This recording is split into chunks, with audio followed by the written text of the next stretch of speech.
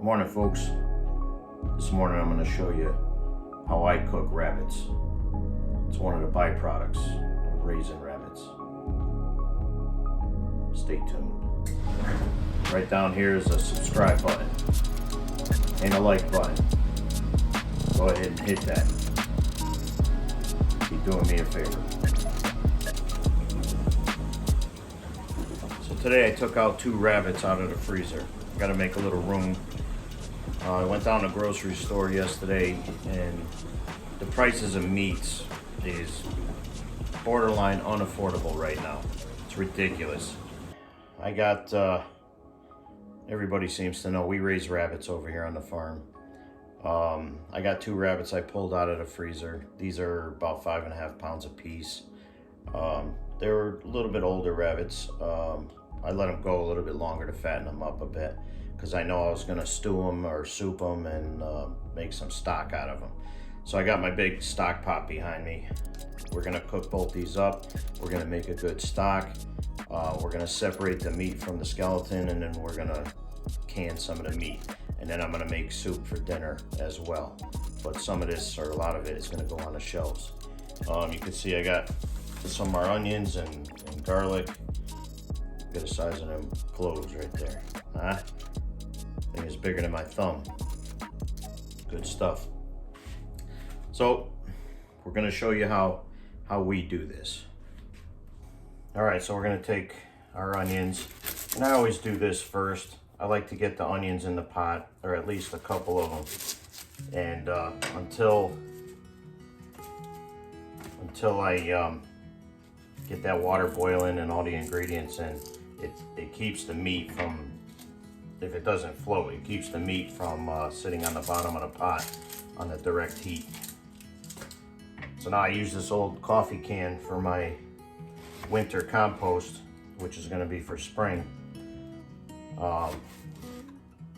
They work good once the coffee grounds are out, and you don't have to do too much to them. You can just start throwing your any waste that doesn't go to the chickens, I put in there. So all I'm doing is a basic dice on this onion, the way I like to do it. I'm a campfire chef. And like I said, in Joe B's kitchen, the food is brown, it's hot, and there's plenty of it. So then I'm gonna put this directly into the pot.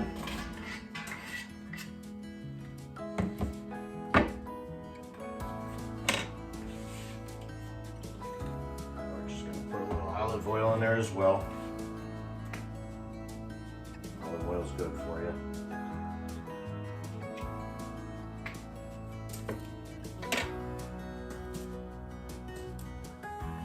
So the olive oil helps to make a good stock, to a good broth. So there's a lot of benefits to raising your own meat. Number one, the apparent high cost in the store right now. Oops, I don't want to get that in there.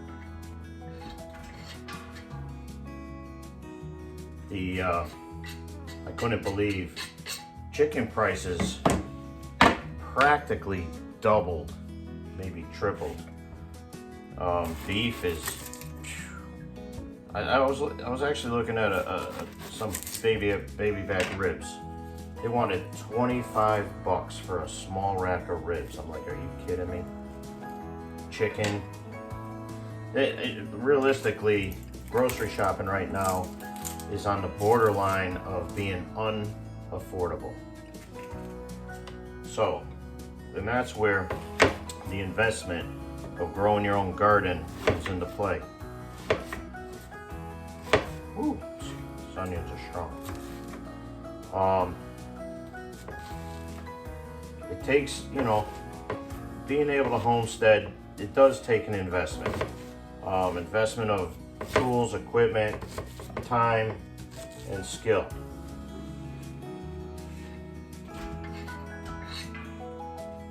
So I'm going to go ahead and start this burner a little bit.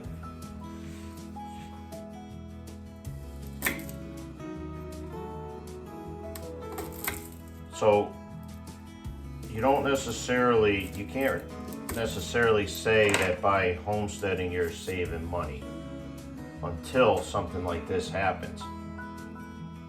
And we got massive shortages coming, and I'm afraid that most of you people are not paying attention. You're not hearing the cries, the sky is falling, and you're doing absolutely nothing about it. Some people are, but not enough of you are. You're not taking this seriously. You're under the assumption that the government is going to take care of you. Well, it's your current government that's causing this problem, right? Garlic goes right in. So the government, and a lot of our problems started in California, where that dumb Governor Newsom, he started imposing huge restrictions on the truckers. So between that, and then they had that barge blockage in the Suez Canal. I believe it was Suez Canal, but that was deliberate. Anybody who does any investigation, it won't take you 10 minutes to figure out that that was a deliberate act. So normally there's a boss there who actually runs the barges through the canal. I'm gonna talk while I do this. Let me get a little water in that pot.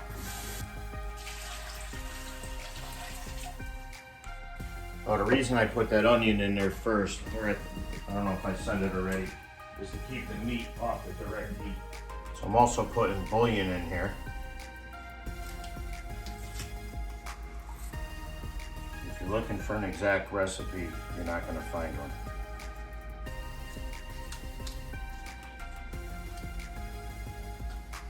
I don't really write down recipes, I just cook.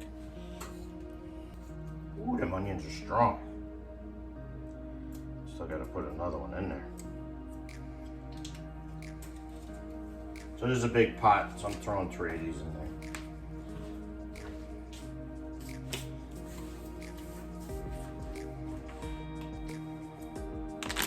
All right, so I gotta get these rabbits rinsed off. Even though when we processed them, we rinsed them and everything, but they it's still good practice to rinse them off. You want to get the residual blood, any blood that's settled into the bottom of the packaging. Well, you can see that's I don't know if you can see it, but that's a good sized rabbit there. Very, very good size. And you just give them a check, make sure you got everything out of there. Beautiful. Got these nice and clean. Both my boys helped me do this, so they could take credit for most of this processing. And right into the pot she goes. Like I said, I'm doing 2 of them, so this is a big batch. So just cut these babies open. And now these were also packaged with my last, my old vacuum sealer.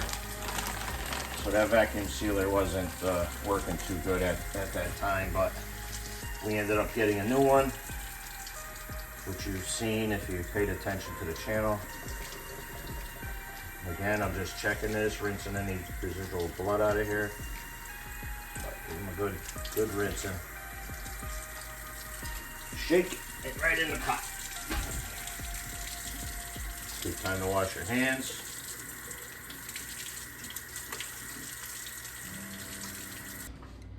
Alright, so now we gotta get some more water in there. So I'm not gonna bore you with filling this up, but you're gonna at bare minimum, you're gonna cover the meat with water. I'm actually gonna do more than that, because not only am I gonna can the rabbit, I'm gonna can some stock. The stock you can use, like if you came home from work or something like that and you want to make a quick dish of rice or something like that, you just take that stock and cook it with your rice. You can add anything you want at that point. So it's good to have. You don't have to buy your broth, you just can your own. So anyway, the shortages began with that barge in the Suez Canal because they knew, the elites, these guys in the think tanks, they knew that by blocking up that canal would cause a chain reaction where all the loading ports and everything would fall behind, and that's exactly what happened. Then you compile that with, or combine that with Governor Newsom putting those restrictions on California. California has some of the biggest ports in the United States. So those ports are all backed up and they're having problems. On top of that, the port workers and the truckers, the government is forcing them, or trying to force them to take the vaccine, knowing that a lot of people are not going to take that vaccine, and they ended up firing them from their jobs, which is unbelievable. I mean, I cannot believe people are doing that. Let's clear something up right now. There are people, brainwashed people, who legitimately think that by, or let's say like this, if everybody took that vaccine, they truly believe that this coronavirus, this COVID-19 would disappear. That's not what's going to happen. You get flu vaccines every year and you still get anywhere from like 40,000 to 80,000 people die from the flu, right? Why is that if you have a vaccine? So, and that's an actual vaccine, whereas this COVID-19 is not. So, even the CDC, everybody admits it. So, I ain't telling you nothing that isn't already written down. But anyway.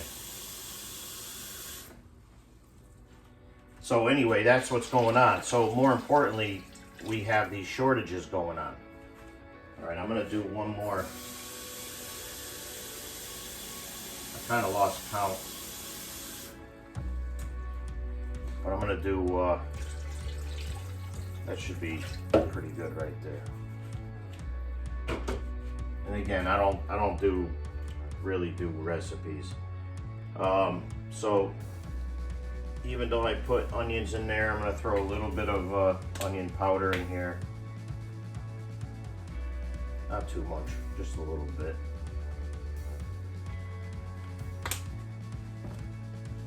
Black pepper. I'm going to put a healthy dose of black pepper.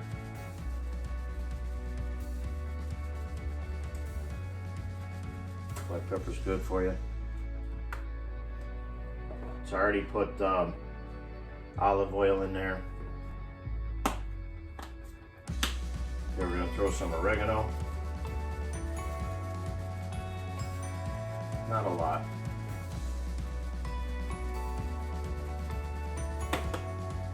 We're going to put parsley flakes. A little liberal with the parsley flakes.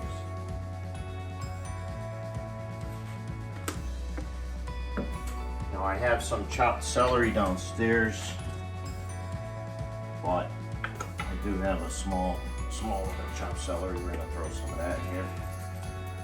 No, you don't need too much of that. Again, we're only making stock at the moment. So when you go to recook this stuff, then you can add your, other ingredients and stuff like that. Let's put the rest of the onion in.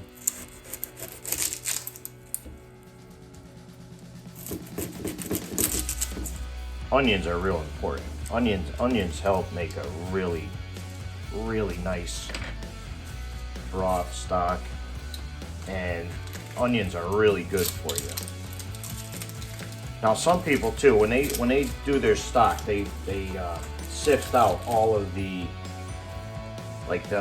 cooked onion and all that, where I don't. I actually can it in there.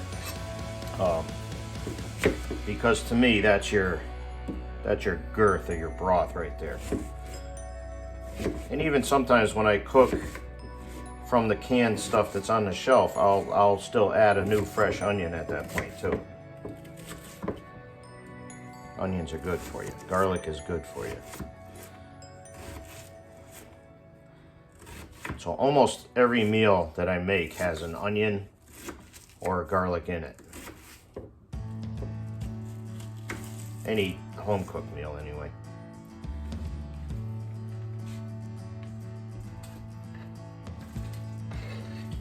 So get that in there. I forgot to crank up the heat. Ooh, the onions are making me tear up. Oof. Glad that part's done. I'm over here squinting.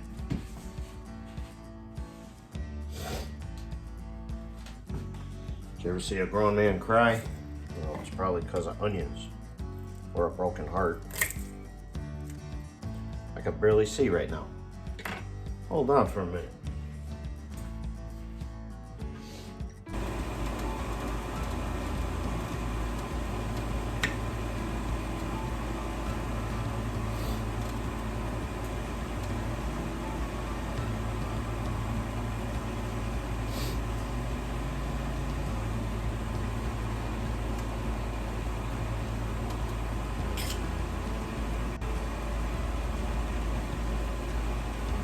So anyway, these shortages are coming. And I'm gonna turn that on for a minute. So suck up some of that onion. That thing was killing me. The shortages are coming, and you don't want to get caught with your pants down. Somewhere over here I got some time.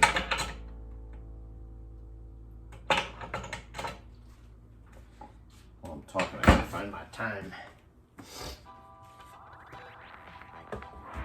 So yeah, you're gonna get caught with your pants down because you're not paying attention.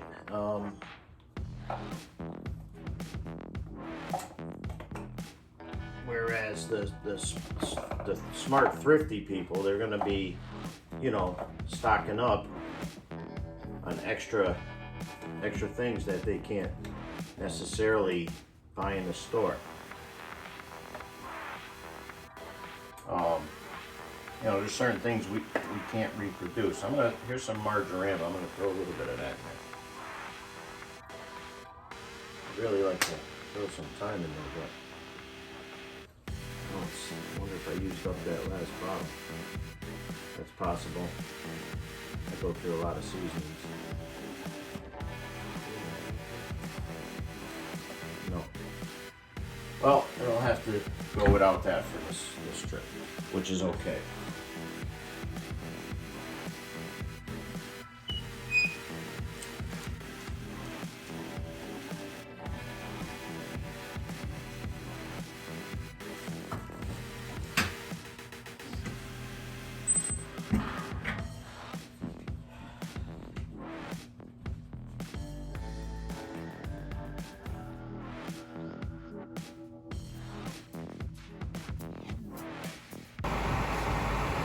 I got my rabbits boiling and my jars boiling at the same time.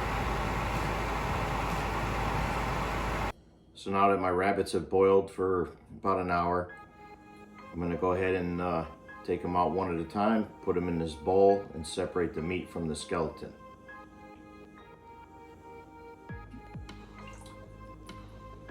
Boy, that smells good.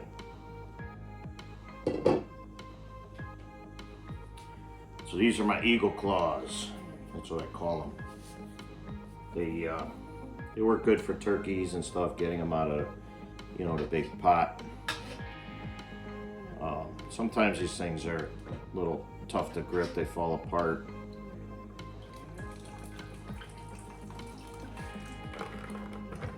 So obviously I can only do one of these at a time.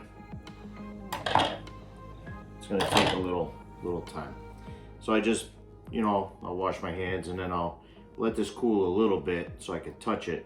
But I'll be able to tear it apart with my hands and separate the meat from the skeleton. That's the next step.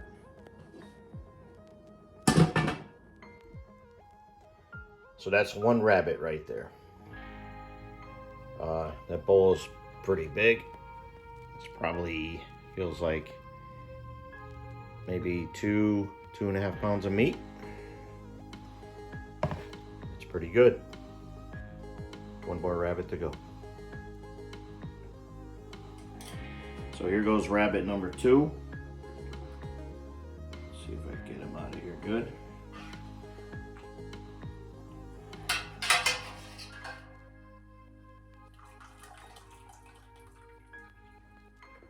All right. It's pretty heavy.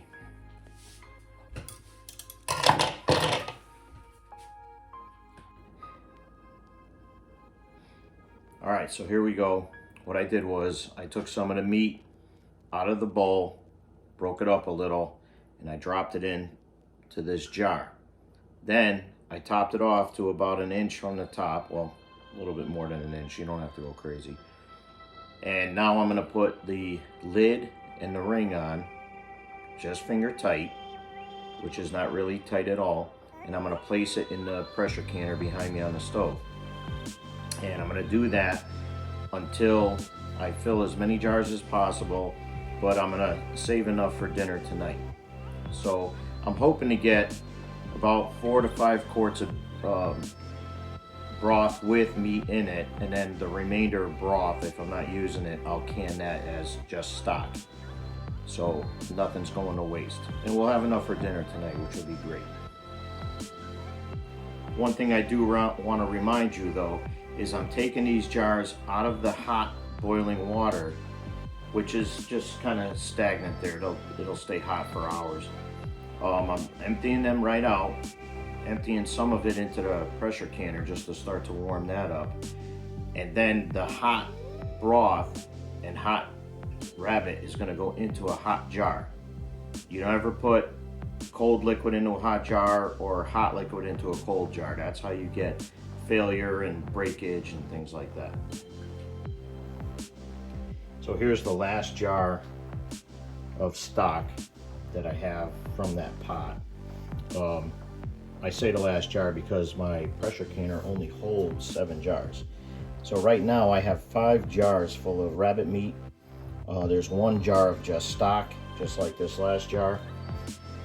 Like I said, nothing goes to waste. So now this has been sitting in hot water, or non-boiling water. And the Ball Canning Company says you don't really have to do that anymore. And you see that how I tighten it. That's all you need right there. So we're gonna put this right in the canner. And another thing is I put probably a little too much water in here, but it don't really matter. I put about 2 tablespoons of vinegar in here, white vinegar. And what that does is it keeps your jars from clouding up, keeps them nice and clear. It's a great thing to do, great tip. But the last, what I was saying is, you only want to tighten these finger tight. The reason is when the contents of the jar boils, it gets to boiling, you want the air that's trapped inside of here to be able to get in between the lid and the glass, and it escapes. And that's how your botulism spores and E. coli and all that stuff escape out of the jar. And then what happens when you shut the temperature off and you take that heat away, the outside air wants to get sucked back in the jar, but because the ring or the lid is got that soft gasket there, that doesn't allow it, so it sucks the lid straight down. And that's why you hear these lids pop when you remove the heat. So now we're gonna get this on all the way on the burner here. A little bit hard to move sometimes. All right, so I'm actually gonna crank the heat on this burner to high. We're gonna get this heating up. I'm gonna take a little bit of olive oil and I'm gonna just wipe the inside of this rim because it's aluminum on aluminum, and I don't wanna have this lid stick on. So I'm gonna shut the camera off for that and stand by, you'll see the next step. So now I'm going to grab the lid.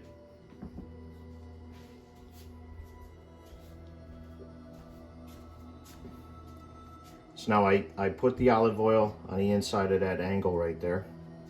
So now I'm going to place the lid on here. Now I just want to show you that there's an arrow right here. That arrow needs to line up with this groove right here. Okay? All right, so there we go. Now another thing I like to do is eyeball this gap and make it look even all the way around. So before I start locking everything down, I'll get it roughly right there. See that? And now I'm just going to take all of these, put them up. I'm going to move this.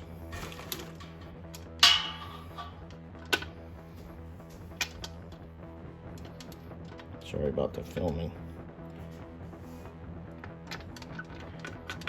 So snug this just a little bit in the back. Whoops. Do this one in the front, just till it starts to bite. And I'm also looking back there. That looks pretty good. Look, this side looks a little lower.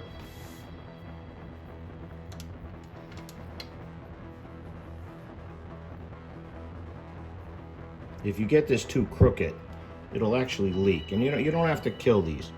You just snugging these finger tight too, really. That's it, right there. That's all you need to do. So, one thing I did as I lifted it up, and I didn't say it, but this here is a passage. It's a hole. There's a hole in here. So what's going to happen now that this is heating up, the steam is going to begin to build up, and it's going to start blowing out of this hole. When that starts coming out steady for 10 minutes, then you're going to place your weight on here. So for my elevation, we got to do 10 pounds. So this is going to be placed right over just like that, but you got to wait for the steam to escape out of here first, and that's going to be 10 minutes. So it's going to take a little while to get up to temperature. So when that's starting to escape out of there, your pressure is building up in here.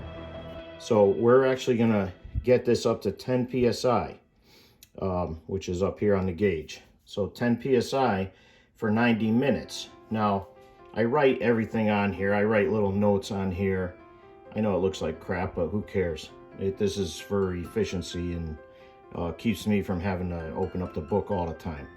But typically, any meats are going to be 10 pounds at 90 minutes for 7 quarts. Pint jars, it shortens the time a little bit, not by much though. You'll see like the chili here, it says 75 minutes for pints. So, and then like if I do carrots here, carrot pints are 25 minutes, quarts are 30 minutes. So it makes a difference. You got to follow the recipes for safe canning. Don't be scared of it. Buy one. I'd start getting the supplies now because this stuff is disappearing. So here we are. This has been running, well, the timer's been running for just about 10 minutes. You can see the air coming out of there, the steam coming out of there quickly, steadily. And you can see our pressure is starting to rise. Our timer's about to go off in a few seconds.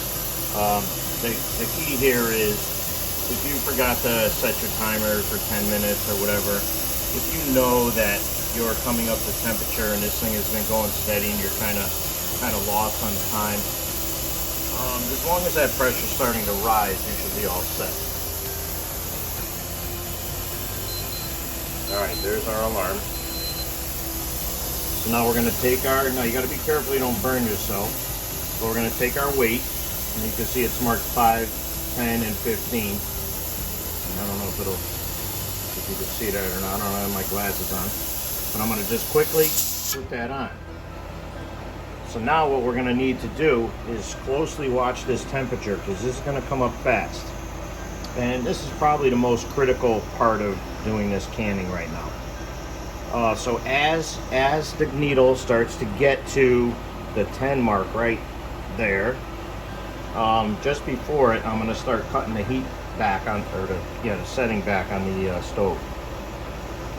So what you're going to want to do is get a hissing coming out of here every few seconds.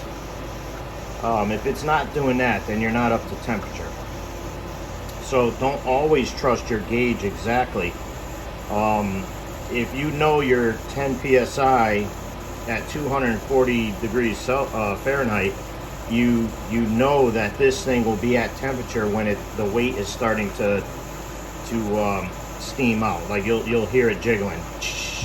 You know, I'll show you it. Make sure I show you. So as our temperature comes up, you can see it's been climbing since I've been talking anyway. But it's still going to take a couple minutes. Okay, so it's getting really close, and I have my temperature on high right now. So what I'm going to end up doing in a few seconds is I'm going to cut it right down to medium. It's not going to start rattling the weight until it really hits that 10. So it's really close right now. So I'm going to cut this back to medium right now. I'm going to end up, oh, you can hear it just about getting ready to go. Got to build up just a little bit more. And at this point, I mean, you really want to be here watching this. You don't want to be, you know, doing laundry or something at this point. It only takes a few minutes. I mean, this whole process so far has taken me, let's see, 1, 2, 3, 4, 5, almost 6 hours today. Between cooking the rabbit, separating the rabbit, boiling the jars, prepping for canning. So it's not a short process. So you want to, you know, dedicate to it, and you know, you don't want to ruin this batch. This batch of food right here can last you on the shelf, you know, 3 to 5 years in the right conditions. You can hear the intensity on the air coming out underneath the weight getting a little more intense. It's increasing. And this is why I say you don't always trust your gauge.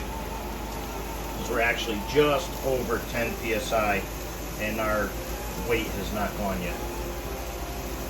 Once that weight starts to go, then you can set your timer for 90 minutes. I know this is taking a while. It's going to extend the video kind of long, but a lot of people need to see this.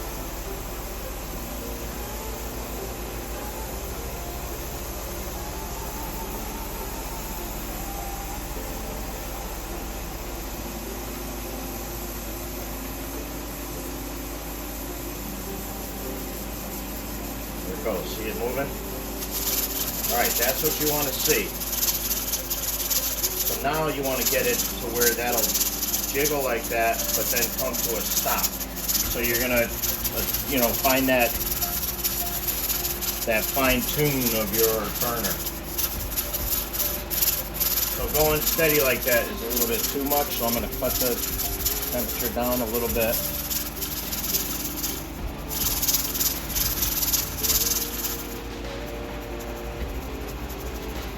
Okay, see that? Now let's see if it'll come back up. Start to jiggle again. There you go. So now I'm going to set my timer at this point. Let's see if it stops though. If it doesn't stop, I just cut my temperature down slightly, but it did stop. Okay, so I just started my timer for 90 minutes, and this is basically how it's going to cycle until your alarm goes off. So every few seconds that thing should go off, should, you know, shake like that and release pressure and then stop. So even at this point, it's going a little bit too long, so I'm going to cut the temperature down just a smidge. because even over time your stovetop changes a little bit too. The thing, what you don't want to do is go way beyond your temperature and then cut it way back so it goes below 10 psi. Because at that point you're probably going to have to stop and start all over again. So this is like perfect right now. It's still cycling just a little bit too much, so I'll just fine tune this temperature as we go.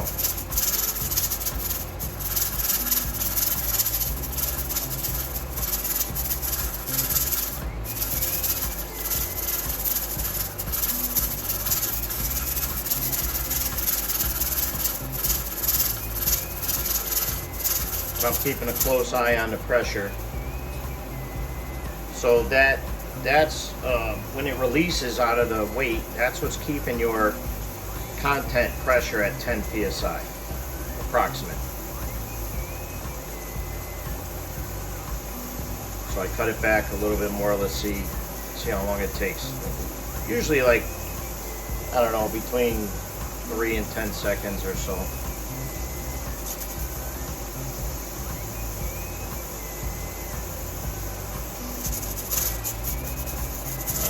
That's just about perfect. And I apologize for the lengthy video, but this is a good learning tutorial right here. So I'm pretty happy with that. And you see that I write my little recipes on my canner, and I know a lot of people like to keep everything super nice and clean and neat looking, but over here, I like things working efficiently, and you know, even a car. You know, I don't spend a lot of time washing my car down. I make sure it's running good. The maintenance is upkept. You know, we wash it enough just so it won't, you know, rot out or rust or anything like that. But I don't need to be showing everybody how shiny everything is. I don't care about that. Things got to function in my world. And it all begins with your faith. God, family, and country.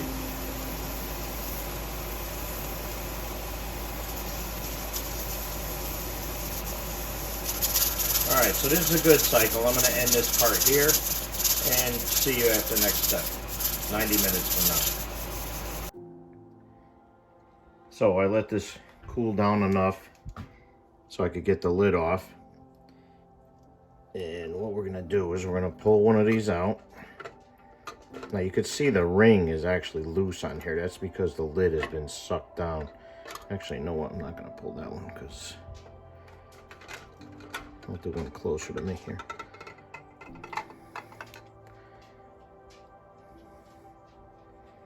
All right, so that's stock right there. So just to show you, now see how that ring is loose right now? That's because the lid sucked down. But what I want to show you, now these are extremely hot. All right. Now the contents of these jars are still boiling. Just so you know.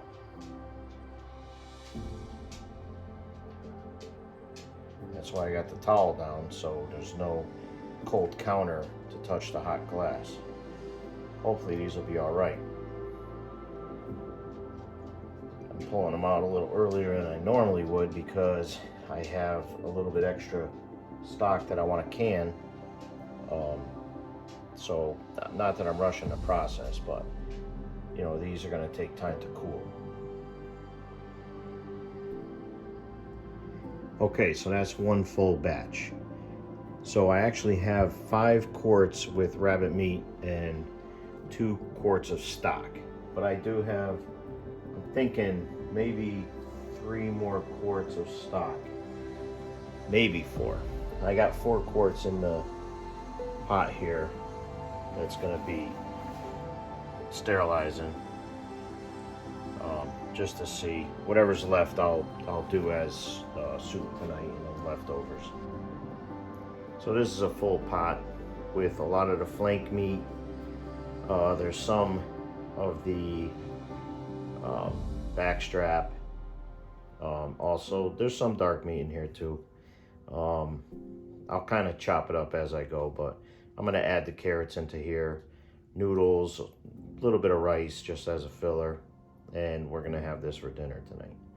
This is the leftover stock that I'm gonna can. That's good stuff right there. You don't want to dump that out.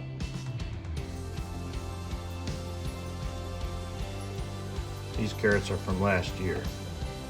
They're gonna go in with the soup for tonight.